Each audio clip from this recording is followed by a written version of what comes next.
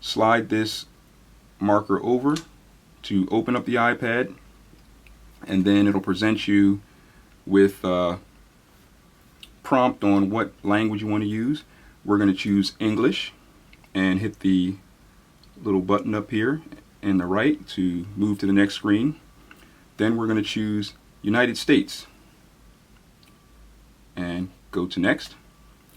Then it's asking us if we want to enable location services. Location services allows apps that are on your iPad to find the iPad just in case. So for instance, Google Maps would be able to locate where you are and indicate that on the map.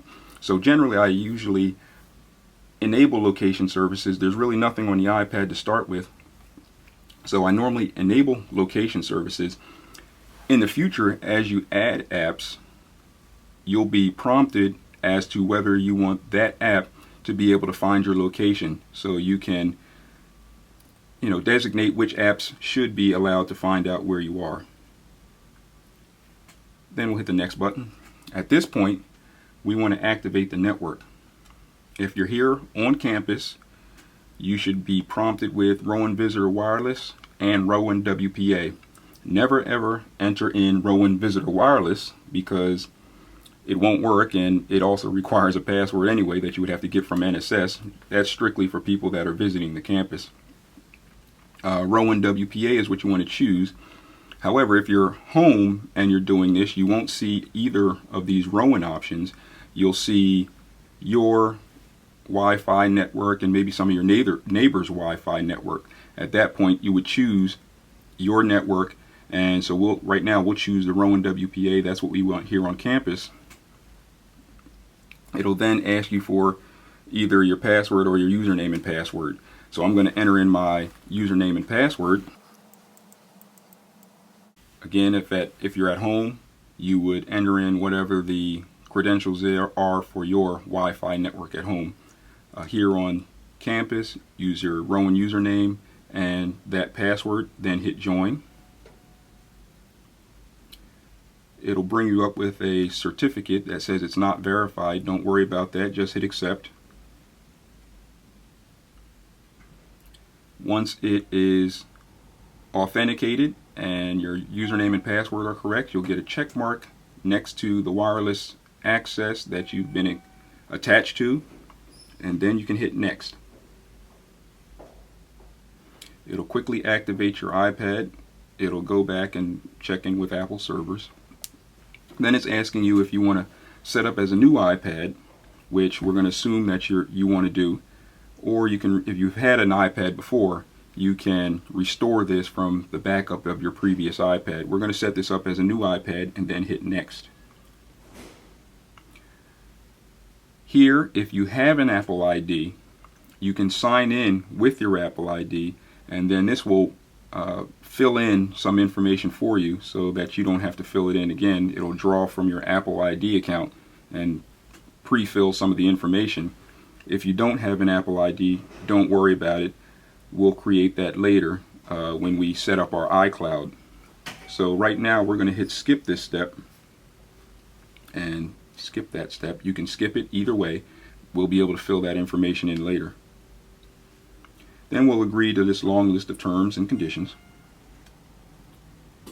Now it's asking you if you would like to allow your iPad to automatically send information back to Apple so they can improve the operating system and the iPad itself in the next versions. It'll send information about, if it crashes, what happened during the crash and so on and so forth. So I normally hit automatically send because I would like it to get better. And then hit next. At this point in time, the basic setup is done and you can hit start using your iPad. Now, we haven't fully set up the iPad for the Rowan network yet, but you'll notice up here in the top left corner we do have a Wi-Fi connection. But at Rowan, we still need to authenticate with the Campus Manager application or the Campus Manager webpage and register the iPad on the network. All devices have to be registered on the network. So what you need to do that is, Safari is the web application on the iPad. We're going to need to use Safari to attempt to log into a web page. Once you attempt to log into a web page, if you've never registered the iPad before, it should go to the campus registration page. All you need to do is type in any web address, and any valid web address, and then it should bring up the campus manager page. I'm going to type in a web address now.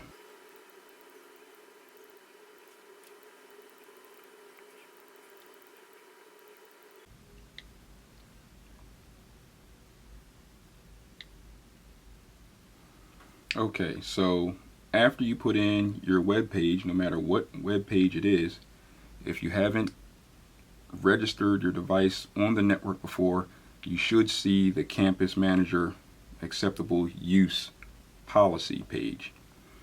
So you could put in again cnn.com. It should bring you to this page. At this point, you read the list of acceptable use and hit accept. From there, you need to register your actual machine on the network.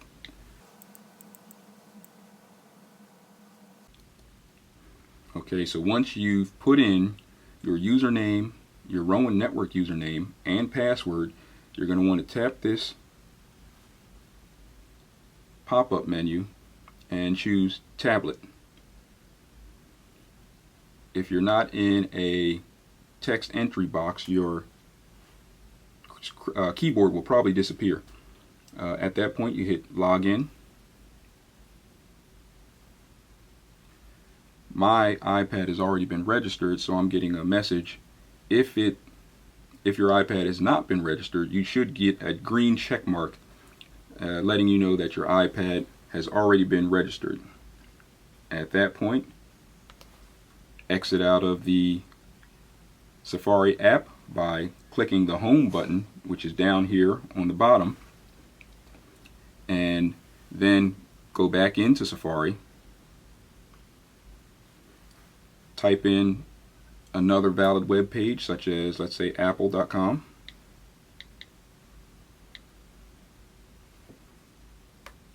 Apple's web page should be shown, and then your Wi-Fi and network is all set up on your iPad.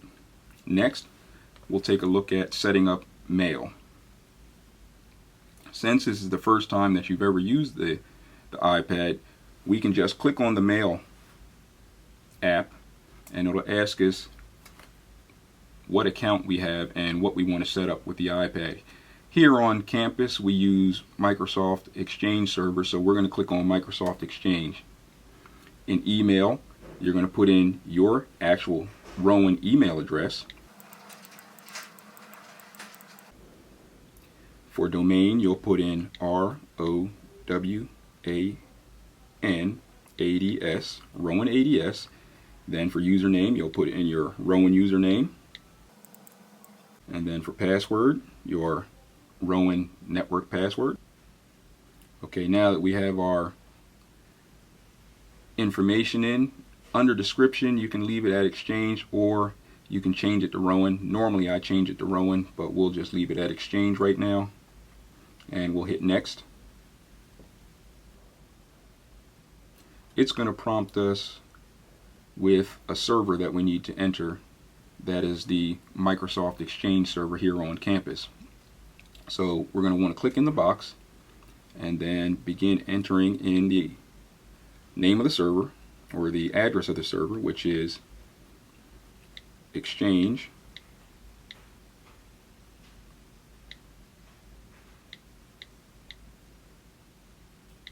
(2007) CA-V1 dot Rowan .edu. So now we've got all our information filled in. We'll hit the next button. You'll see check marks letting us know that all the information checked out with the servers. Here you have the option of turning on or off different exchange services. You wanted mail, so mail is already highlight or is dimmed out, so you can't change it. But if you want to use, let's say you keep your contacts on the Rowan exchange servers, it can pull your contacts and display them on the iPad automatically. It can also pull from the Rowan global mail list.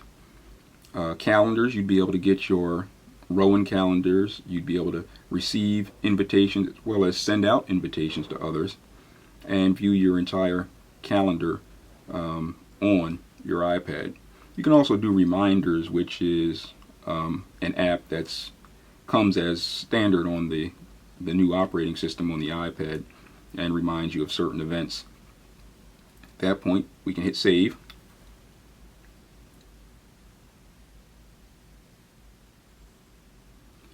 Your inbox will start to fill in with new mail that has come in.